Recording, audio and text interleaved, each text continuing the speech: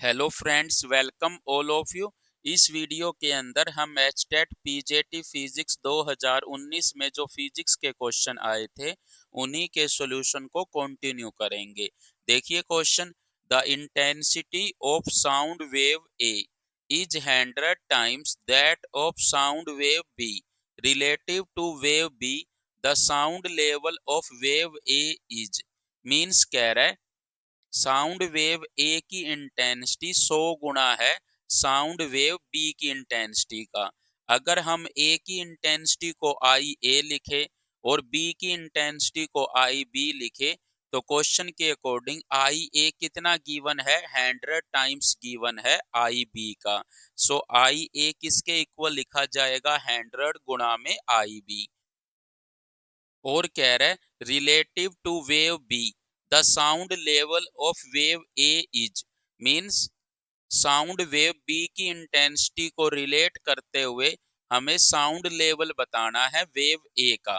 Means sound wave जो ए है उसका साउंड लेवल कितना होगा डेसिबल में, ये बताना है। देखिए हमें पता है जो इंटेंसिटी वाट पर मीटर स्क्वायर में होती है, जिसको हम आई से रिप्रेजेंट करते हैं, उस इंटेंसिटी के लेवल को हम डेसिबल में लिख सकते हैं। मीन साउंड की दो यूनिट होती है इंटेंसिटी लेवल बताने की, एक वाट पर मीटर स्क्वायर और एक डेसिबल। यहाँ पर एल क्या है, साउंड का लेवल है इन डेसिबल में, और आई क्या है, साउंड की इंटेंसिटी है वाट पर मीटर स्क्वायर में। और ये क्या है, रिलेशन है जिसके थ्रू हम इंटेंसिटी को एक यूनिट से दूसरी यूनिट में कन्वर्ट कर सकते हैं। सो यहाँ पर एल किसके इक्वल है, 10 log of base 10 I by I naught. यहाँ पर आई नोट रेफरेंस इंटेंसिटी होती है, बट क्वेश्चन के अंदर हमें आई नोट कितना लेने को कह रहा है, आई बी। क्योंकि यहाँ पर कह रहा है रिलेटिव टू वेव बी, मतलब वेव बी के रिलेटिव में। सो यहाँ पर आई नोट की जगह क्या लेंगे, आई बी, और आई की जगह क्या लेंगे, आई ए। तो हमें साउंड लेवल मिल जाएगा साउंड वेव ए का। सो एल ए किसके इक्वल आ जाएगा, 10 log of base 10 I A by I B. और आई ए किसके इक्वल है, 100 टाइम्स आई बी के इक्वल है। सो यहाँ पर आई बी से आई बी कट जाएगा। सो यहाँ पर कितना बचेगा, 100 बचेगा। 100 को हम 10 की पावर 2 लिख सकते हैं, 2 आगे आ जाएगा। log ऑफ 10 विद बेस 10 1 होता है। सो यहाँ पर एल ए किसके इक्वल आ जाएगा, 20। So sound level sound wave A का कितना आ जाएगा, 20 dB आ जाएगा। सो इसका राइट आंसर क्या होगा, सी इसका राइट आंसर होगा।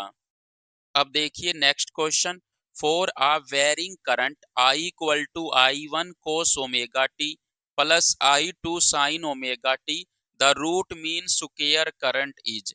मीन्स कह रहा है किसी भी टाइम पर जो करंट है वो ये है, और इस करंट की आपको आरएमएस वैल्यू बतानी है कितनी होगी। सो याद रखिए, अगर किसी भी टाइम पर current I one sine omega t plus I two cos omega t या फिर I equal to I one cos omega t plus I two sine omega t हो, तो जो करंट की आरएमएस वैल्यू होती है फुल साइकिल के लिए वो कितनी होती है, square root of I one का square by 2 plus I two का स्क्वायर बाय 2। यहाँ पर 1 बाय रूट 2 बाहर आ जाएगा, आई वन का स्क्वायर प्लस आई टू का स्क्वायर, और इसकी पावर कितनी हो जाएगी, 1 बाय 2। सो इसका राइट आंसर क्या होगा, सी इसका राइट आंसर होगा।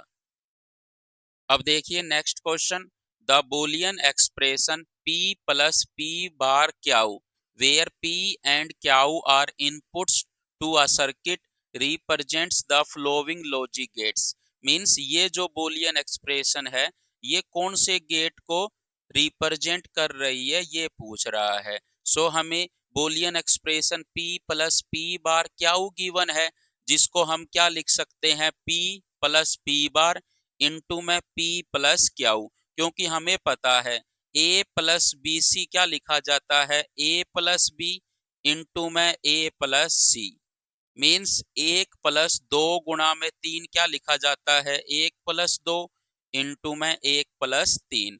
और ये आपको याद रखना है ये क्या था, बूलियन अलजेब्रा था, जिसमें कुछ रूल्स होते हैं जो हमें याद रखने होते हैं। सो यहाँ पर p प्लस पी बार कितना होता है, 1 होता है, इनटू में p प्लस क्याऊ। और सो यहाँ पर क्या आ जाएगा, p प्लस क्याऊ आ जाएगा। सो ये किसकी आउटपुट होती है, और गेट की आउटपुट होती है। सो इसका राइट आंसर क्या होगा, डी इसका राइट आंसर होगा। क्योंकि हमें पता है अगर P और क्याऊ इनपुट है तो P प्लस क्याऊ क्या होती है, और गेट की आउटपुट होती है। सो ये सर्किट जो है किस गेट को रिप्रेजेंट कर रहा होगा, और गेट को रिप्रेजेंट कर रहा होगा। अब देखिए next question, the wave front of a light beam is given by the equation x plus 2y plus 3z equal to c, where c is an arbitrary constant, then the angle made by the direction of light with the y-axis is।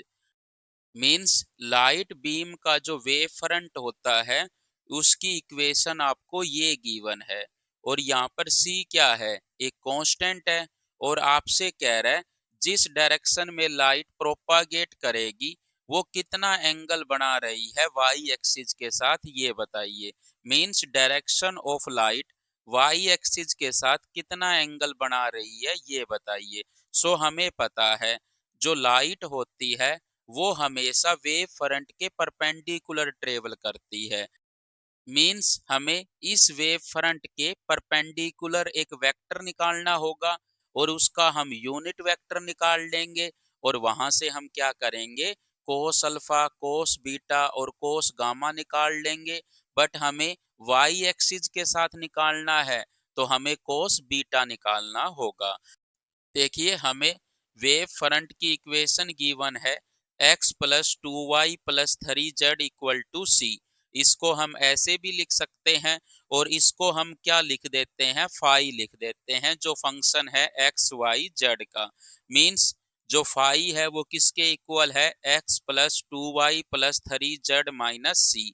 और हमें पता है light की जो direction होती है हमेशा wave front के परपेंडिकुलर होती है।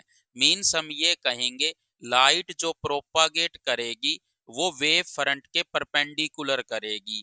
मीन्स लाइट की जो प्रोपागेशन की जो डायरेक्शन होती है वो हमेशा वेव फ्रंट के परपेंडिकुलर होती है। सो हमें दिए हुए वेव फ्रंट के परपेंडिकुलर एक वेक्टर निकालना होगा, जिसको हम नॉर्मल वेक्टर कहेंगे दिए हुए वेव फ्रंट का, जिसको हम ग्रेडियंट ऑफ फाई से निकालेंगे। मीन्स ये क्या है, ग्रेडियंट ऑफ फाई। मीन्स आपने जिसको फाई माना है उसका हमें ग्रेडियंट निकालना होगा। सो ग्रेडियंट ऑफ फाई किसके इक्वल होगा, इसके इक्वल होगा। यहाँ पर ये क्या है, डेल ऑपरेटर है।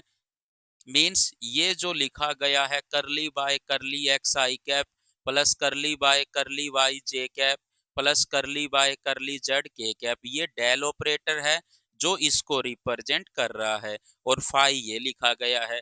इसको अंदर लेके जाएंगे तो curly phi by curly X I cap plus curly phi by curly Y J cap plus curly phi by curly Z के कैप। और यहाँ पर हम क्या करेंगे, फाई का एक्स के रिस्पेक्ट में डेरिवेटिव करेंगे और वाई और जेड को कांस्टेंट लेंगे, तो इसकी वैल्यू कितनी आएगी, 1 आएगी। सिमिलरली फाई का डेरिवेटिव करेंगे वाई के रिस्पेक्ट में, एक्स और जेड को कांस्टेंट करेंगे तो इसकी वैल्यू कितनी आएगी, 2 आएगी। सिमिलरली फाई का डेरिवेटिव करेंगे जेड के रिस्पेक्ट में, एक्स और वाई को कांस्टेंट करेंगे तो इसकी वैल्यू आएगी 3। तो ग्रेडियंट ऑफ आई किसके इक्वल आ जाएगा, आई cap plus 2 j cap plus 3 k cap. ये नॉर्मल वेक्टर आ गया वेव फ्रंट के। सो हम कह सकते हैं लाइट की जो डायरेक्शन होगी, मींस लाइट जिस डायरेक्शन में प्रोपागेट करेगी वो इस वेक्टर के अलोंग करेगी।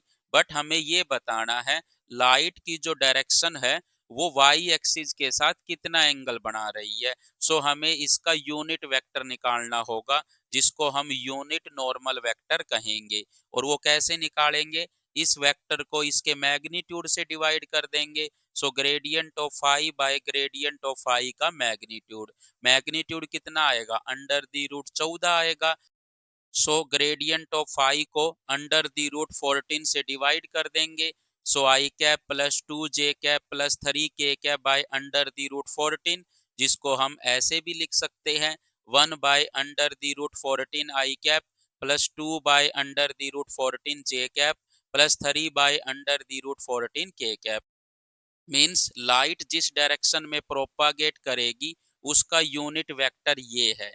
मीन्स लाइट इस डायरेक्शन के अलोंग प्रोपागेट कर रही है और ये डायरेक्शन वाई एक्सिस के साथ कितना एंगल बनाएगी वो निकालने के लिए हम इसको किसके बराबर कर देंगे, कोस बीटा के। तो कोस बीटा किसके इक्वल आ जाएगा, 2/√14। सो बीटा किसके इक्वल आ जाएगा, कोस इनवर्स 2/√14। सो इसका राइट आंसर क्या होगा, सी इसका राइट आंसर होगा। और देखिए अगर आपसे कहता एक्स एक्सिस के साथ एंगल बताओ तो आप कोस अल्फा को 1/√14 के इक्वल कर देते और अल्फा निकाल लेते। और जेड एक्सिस के साथ पूछता तो कोस गामा को 3/√14 के इक्वल कर देते और गामा निकाल लेते। सो इस तरह से आपसे एंगल पूछ सकता है कि लाइट जिस डायरेक्शन में प्रोपागेट कर रही है वो एक्स एक्सिस के साथ, वो वाई एक्सिस के साथ या फिर वो जेड एक्सिस के साथ कितना एंगल बनाएगी ये बताइए। सो आप सबसे पहले क्या करोगे, फाई निकालोगे, उसका ग्रेडियंट ऑफ फाई निकालोगे, उसका यूनिट नॉर्मल वेक्टर निकालोगे और फिर जिसके साथ भी एंगल पूछ रहा है वो निकाल लोगे। अब देखिए next question, the inductance of a solenoid is 50 milli henry and its resistance is 0.025 ohm. If it is connected across a battery then in how much time the value of current in it becomes 50% of its maximum value। Means कह रहे एक solenoid है जिसकी inductance इतनी है, means ये किसकी value है, एल की वैल्यू है। और रेजिस्टेंस इतनी है, मीन्स ये किसकी वैल्यू है, आर की वैल्यू है। और इसको एक बैटरी से जोड़ा गया है और पूछ रहा है कितने टाइम में उसके अंदर करंट कितना हो जाएगा, 50% हो जाएगा मैक्सिमम वैल्यू का। अगर मैक्सिमम वैल्यू आई नॉट हो तो करंट कितना हो जाएगा, 50% हो जाएगा आई नॉट का। मीन्स आई नॉट बाय 2 हो जाएगा। मतलब वो टाइम निकालना है जिस टाइम पर करंट कितना हो जाएगा, आई नॉट बाय 2 हो जाएगा। सो हमें आर कितना गिवन है, 0.025 ओम गिवन है, जिसको हम ऐसे भी लिख सकते हैं। एल कितना गिवन है, 50 मिली हेनरी, जिसको हम 50 गुणा 10 की पावर -3 हेनरी लिख सकते हैं। आरएल सर्किट में किसी भी टाइम पर जो करंट होगा उसको हम आई से लिखेंगे और वो किसके इक्वल होगा, आई नॉट 1 माइनस ई की पावर -RT/L। यहाँ पर L इंडक्टेंस है, R रेजिस्टेंस है, T टाइम है जिस टाइम पर करंट कितना है, I है उस सर्किट के अंदर। और I नॉट क्या है, मैक्सिमम करंट है। मीन्स यहाँ पर I नॉट क्या है, मैक्सिमम करंट है और I क्या है, किसी भी टाइम पर करंट है। सो हमें क्वेश्चन के अंदर I कितना लेना है, 50% of I not. So I कितना लेना होगा, I नॉट बाय 2। इसको हम यहाँ पे रख देते हैं, I की जगह क्या रख दिया, I not by 2 equal to I not 1 minus e की पावर -RT/L। यहाँ पर I नॉट से I नॉट कट जाएगा, 1/2 किसके इक्वल आ जाएगा, 1 माइनस ई की पावर -RT/L। इसको हम इस साइड ले आते हैं, इसको इस साइड ले आते हैं। सो ई की पावर -RT/L किसके इक्वल आ जाएगा, 1 माइनस 1/2, जो कितना बचेगा, 1/2 बचेगा। इसको हम ऐसे भी लिख सकते हैं 1/e की पावर RT/L, जो किसके इक्वल होगा, 1/2 के। क्रॉस मल्टीप्लाई करेंगे तो e की पावर RT/L किसके इक्वल आ जाएगा, 2 के इक्वल आ जाएगा। और यहाँ से RT/L किसके इक्वल आ जाएगा, ln2 के इक्वल आ जाएगा। यहाँ से T किसके इक्वल आ जाएगा, L/R इंटू में ln2। L की वैल्यू रख दी हमने, R की वैल्यू रख दी। ln2 कितना होता है, 0.693 और फाइनली सोल्व करेंगे तो टी की वैल्यू कितनी आ जाएगी, 1.386 सेकंड आ जाएगी। सो इसका राइट आंसर क्या होगा, सी इसका राइट आंसर होगा। अब देखिए next question, for diamond the permittivity is this, it's electric susceptibility is, means आपसे जाई ई की वैल्यू पूछ रहा है और आपको अपसाइलन की वैल्यू गिवन है। यहाँ पर अपसाइलन क्या है, इलेक्ट्रिक परमिटिविटी है। सो यहाँ पर हम अपसाइलन से अपसाइलन आर की वैल्यू निकाल लेंगे और अपसाइलन आर और जाई ई के बीच में हमें रिलेशन पता है। अपसाइलन आर क्या होता है, रिलेटिव इलेक्ट्रिक परमिटिविटी, और जाई ई क्या होता है, इलेक्ट्रिक ससेप्टेबिलिटी होती है। सो यहाँ से जाई ई किसके इक्वल आ जाएगा, अपसाइलन आर -1, और अपसाइलन आर हम यहाँ से निकाल लेंगे। हमें पता है अपसाइलन आर किसके इक्वल होता है, अपसाइलन बाय अपसाइलन नोट। हमें अपसाइलन कितना गिवन है, ये गिवन है, और अपसाइलन नोट की वैल्यू हमें पता है जो कितनी होती है 8.85 इंटू 10⁻⁻12।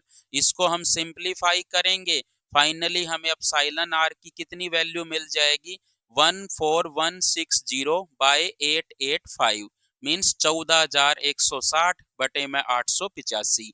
इसकी वैल्यू को हम यहाँ पे रख देते हैं। सो जाई ई किसके इक्वल आ जाएगा, 14,160 बटे में 885 -1। अगर हम इसको सिंप्लीफाई करेंगे तो हमें क्या मिलेगा, 14,160 माइनस 885 बटे में 885। सो ऊपर क्या बच जाएगा, 13,275 बटे में 885। सो अगर हम 13,275 को 885 से भाग करेंगे तो 15 आएगा। सो जाई ई की वैल्यू कितनी आ गई, 15 आ गई। सो इसका राइट आंसर क्या होगा, बी इसका राइट आंसर होगा। अब देखिए next question, a diode at room temperature with a current 1 microampere has a forward bias voltage Vf equal to 0.4 volt. For Vf equal to 0.5 volt, the value of the diode current in microampere is approximately, means कह रहा है forward bias voltage 0.4 volt पर current कितना है, 1 micro ampere, और आपसे कह रहा है 0.5 वोल्ट पर करंट बताओ कितना होगा। और आपको ई स्क्वायर की वैल्यू कितनी गिवन है, 7.38, और के टी की वैल्यू कितनी गिवन है रूम टेम्परेचर पर, 0.025 इलेक्ट्रॉन वोल्ट। यहाँ पर के बोल्ट्जमैन कांस्टेंट है और टी टेम्परेचर है। और देखिए हमें जो रिलेशन यूज करनी होगी कि डायोड के अंदर जो फॉरवर्ड करंट होता है आई, वो इक्वल टू होता है आई एस इंटू में ई की पावर ई वी बाई के टी -1। यहाँ पर वी क्या है, फॉरवर्ड बायस वोल्टेज है, टी टेम्परेचर है, के बोल्ट्जमैन कांस्टेंट है, I S reverse saturation current है, और आई क्या है, फॉरवर्ड करंट है डायोड में। और हमें KT की वैल्यू कितनी गिवन है, 0.025 इलेक्ट्रॉन वोल्ट गिवन है। यहाँ पर हमें दो केस गिवन है। अगर हम फॉरवर्ड बायस वोल्टेज 0.4 वोल्ट लें तो करंट कितना गिवन है, 1 माइक्रो एम्पियर। सो इसको हम V1 मान लेते हैं, करंट को I1 मान लेते हैं।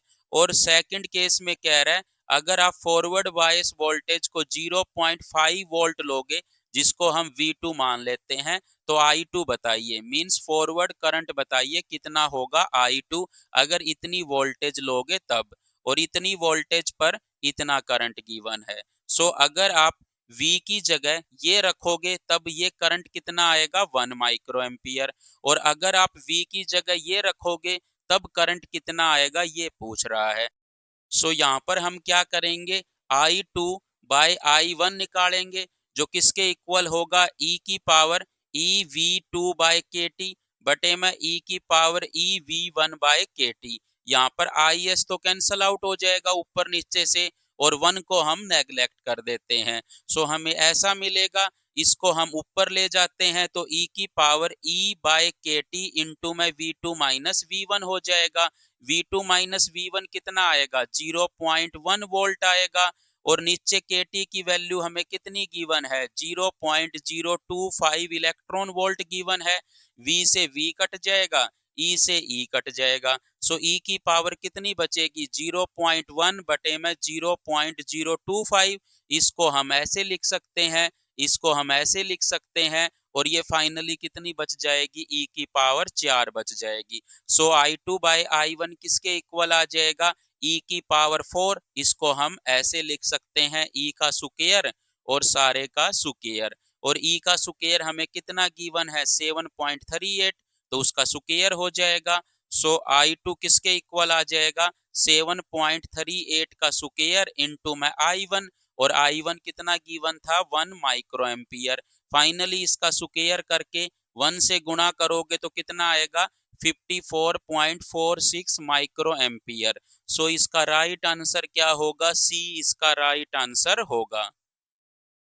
अब देखिए next question, the expectation value of x for a one dimensional simple harmonic oscillator in ground state is.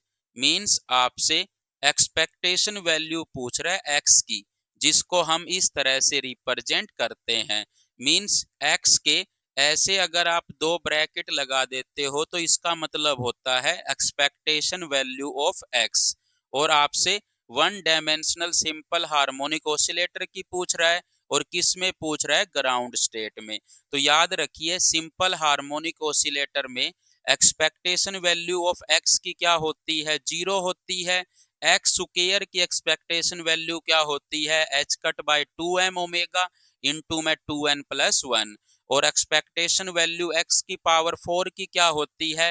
H cut by 2m omega का स्क्वायर इंटू में 6n square plus 6n plus 3, और expectation value momentum की कितनी होती है? 0, और P square की कितनी होती है? m h cut omega by 2 into में 2n प्लस 1, और एक्सपेक्टेशन वैल्यू p की पावर 4 की कितनी होती है?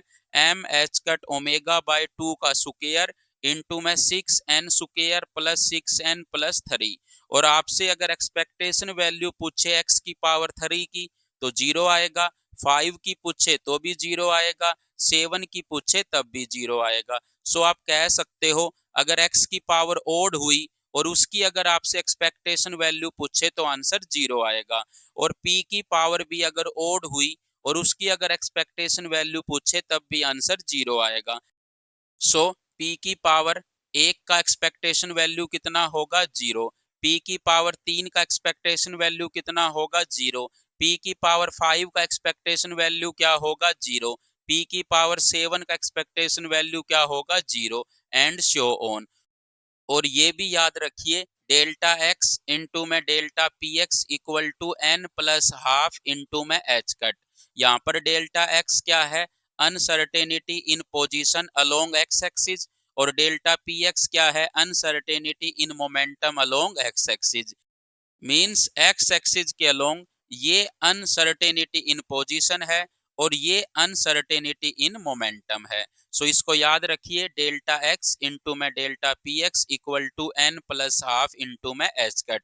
इसको कभी कभी हम सिंपली ऐसे भी लिख देते हैं डेल्टा एक्स इंटू में delta P equal to N plus half into में एच कट।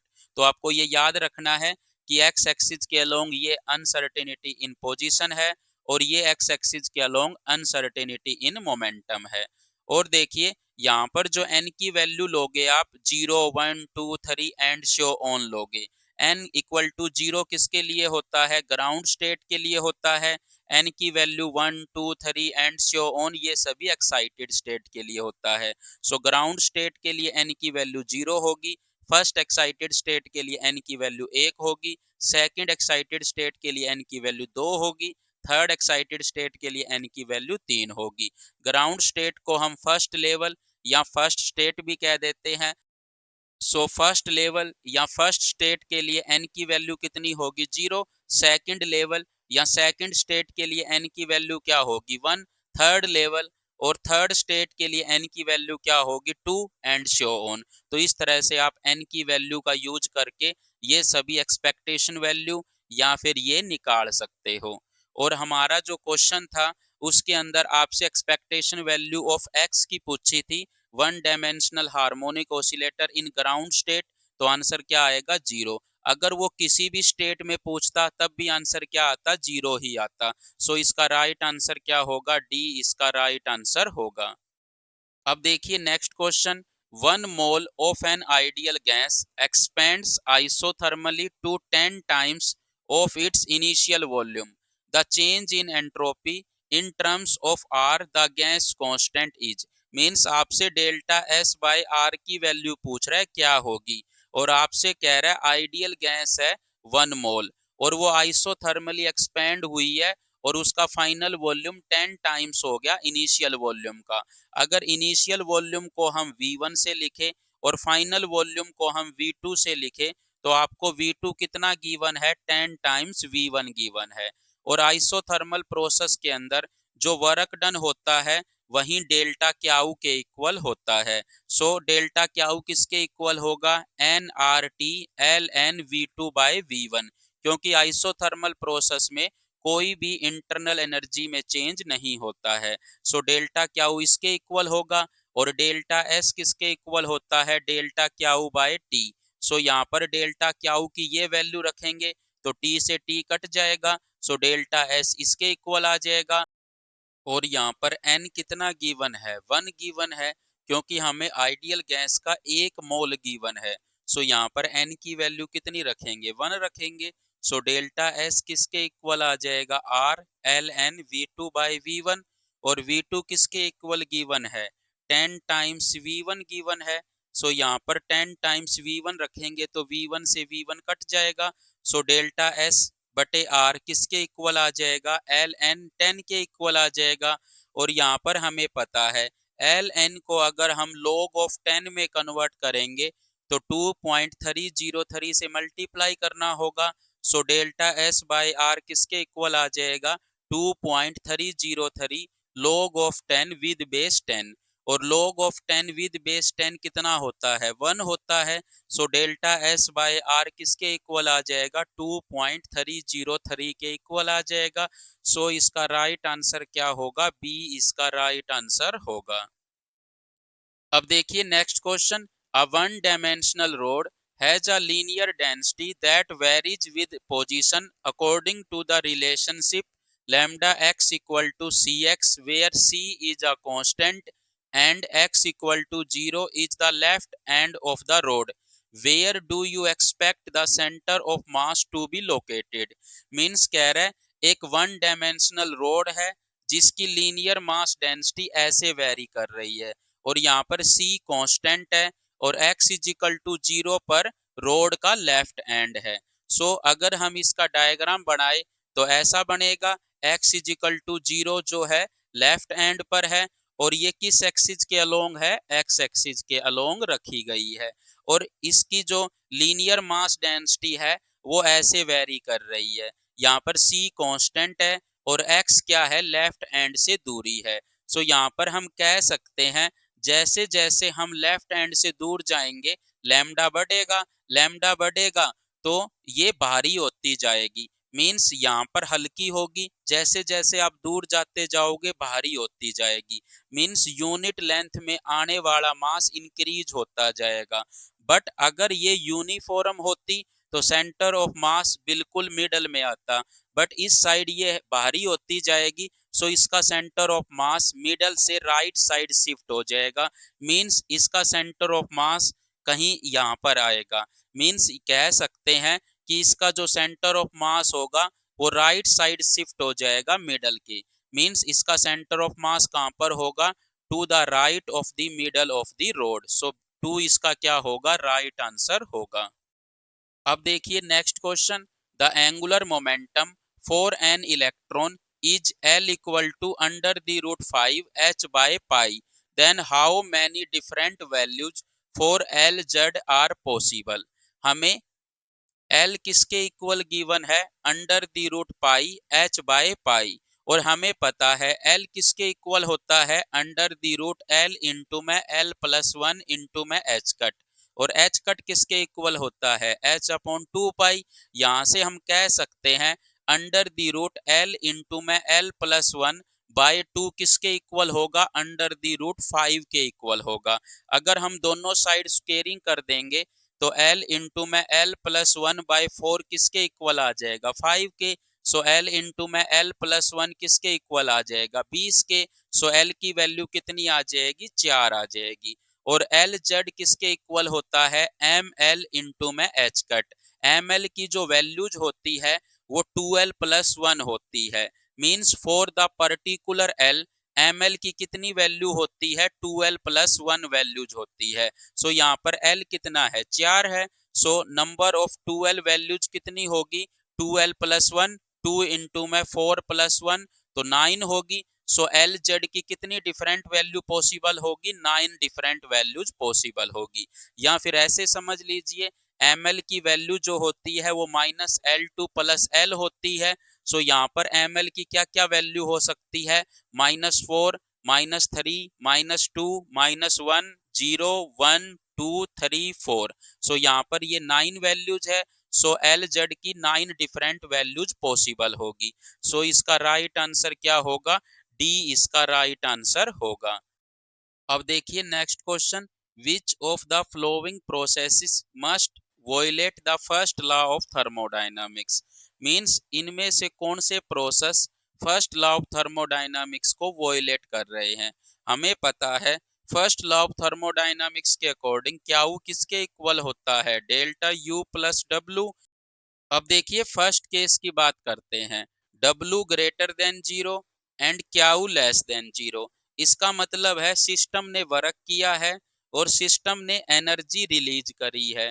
अगर सिस्टम ने वर्क भी कर दिया और सिस्टम ने एनर्जी भी रिलीज कर दी तो यहाँ पर हम कह सकते हैं इंटरनल एनर्जी उसकी डिक्रीज हुई होगी।